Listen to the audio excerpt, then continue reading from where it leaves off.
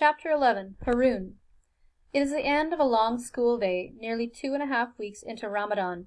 It's been a strange time, a mixture of prayer and argument, family and conflict. My parents see Julian and me on the news, of course. I would have told them anyway. I'm too old to lie to them.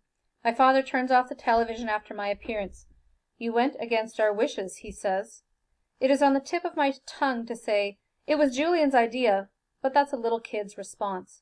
I also think about telling on Zaina, but that seems neither mature nor helpful. "He was glad to see us," I say. "He looked scared. And his parents?" I can't really describe the devastation in his parents' faces. Some of it must show in my own. My parents change their tone. "We must invite them to iftar," my mother says.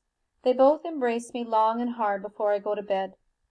I think that this is the end of the matter, but my father sticks his head in my bedroom door.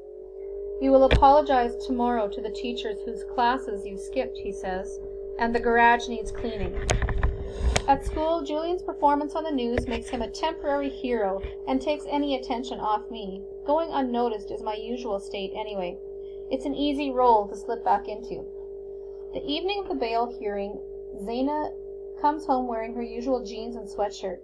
I figure the abaya was just another one of those notions she picks up and discards, like the way she leaves her sports stuff all over the house. I am wrong. A week or so later she puts it on again. She wears it into the living room where we are all gathered to break the fast. My parents look up and their jaws drop. My mother is the first to speak.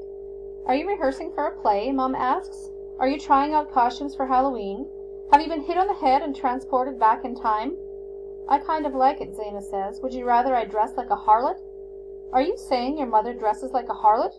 Nothing brings out the fire in my father like someone attacking my mother. He goes from mild-mannered literature professor to some kind of creature with claws. It upsets the balance that is him. He never fights for himself that way, only for us. "Dressing like this is an expression of piety," Zaina says. I have to laugh out loud at that one. In the last few years, Zaina has tried out her piety by eating bacon, drinking a wine cooler at a sleepover, and announcing that she wanted to become a Catholic nun.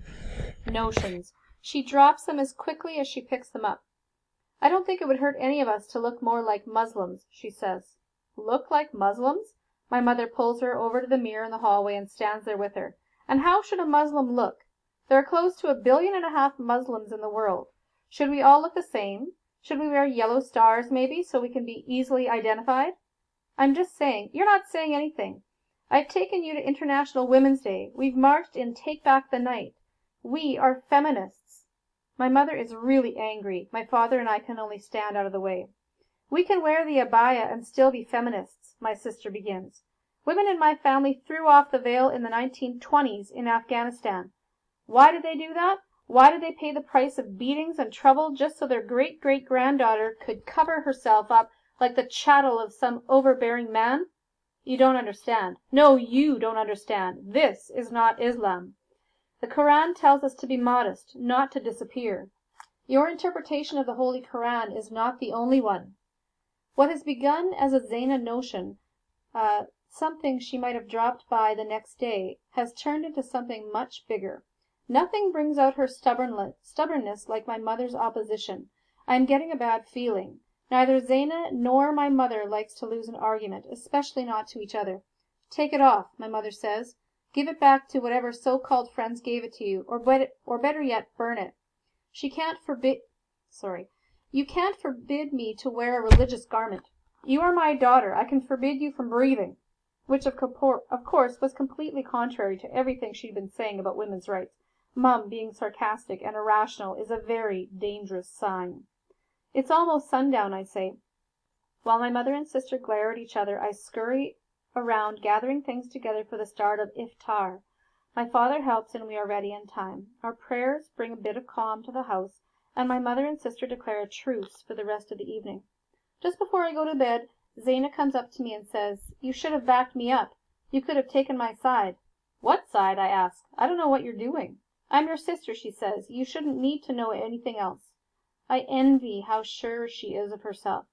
In the morning, Mum forbids Zaina to wear her new clothes to school, but Zaina digs her heels in. I don't really think she is ready to appear that way in class, but she's too crazy stubborn to back down.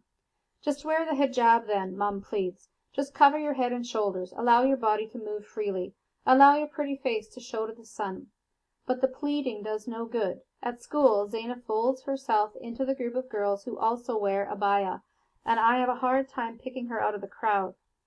I try talking to her about it. Well, to be honest, I try ridiculing her about it. She won't talk to me, and she won't fight me. Those folds of black cloth have made her a stranger. At school, I find myself looking at the other kids who wear religious dress, and I blame them for the loss of my sister. I flirt with the idea of turning them all in to the police. I could do it, too, even with no evidence. The police would make their lives miserable. But I don't, of course. I don't do anything. I watch Zaina's abaya flap in the wind like the wings of a giant crow as she walks away from me. I don't even have the guts to tell her that I miss her.